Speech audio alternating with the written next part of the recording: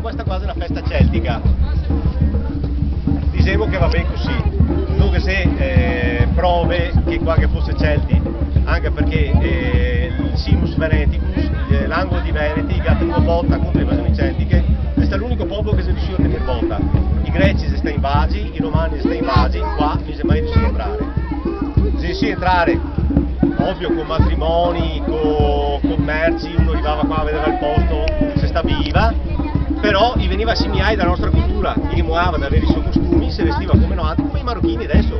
Cioè i marocchini che lavorano con me si veste firmate le mutande e i calzetti, i telefoni in ultima generazione, ma giro in jeans, se vuoi secava il velo, e vive come noi altri. E lo stesso per cui che viene, qui deve essere un posto, siete dati al posto. Un'altra roba, se queste qua per esempio, se dei grandi missili lanciati dai frombolieri, cioè era dei pezzi del piombo così, lanciati dai frombolieri, trovava sulle battaglie di canne e comunque esposti anche a Roma, cioè e se dei prove dei veneti che erano alleati dei romani prima che i romani arrivassero qua.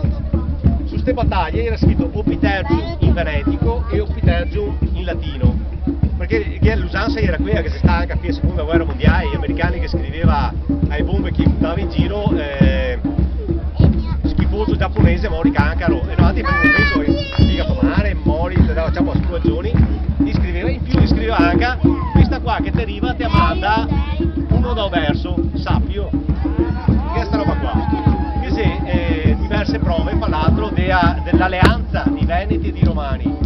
Per esempio, penso che tutti quanti che sentivano la faccenda del Brenno, che si andava a Roma e che ha messo a spada sopra il peso perché i romani pagassero più oro, su quel momento arriva Giulio Camillo, un generale con un altro esercito romano e che salva la città.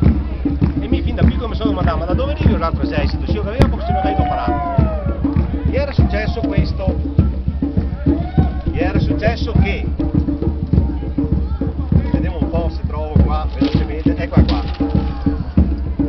I Celti arrivavano su, si arrivava più in Roma, naturalmente il nostro angolo non si passai, continuava a essere una forte pressione dei Celti che spingeva per arrivare su, appena a sud del Po, che era questo esercito dei Romani che cercava di contenere.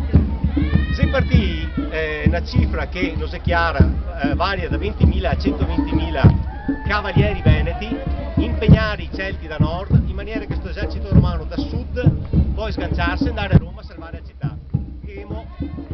Questo per vedere che abbiamo salvato il culo e non è stata l'unica volta. Anche a battaglia de Canne, se non ieri veneti che si alleava con i romani si ritrovava da soli contro Annibale e tutte le tribù celtiche. Boh, mi pare che abbiamo finito. Boh, signori, se vi domande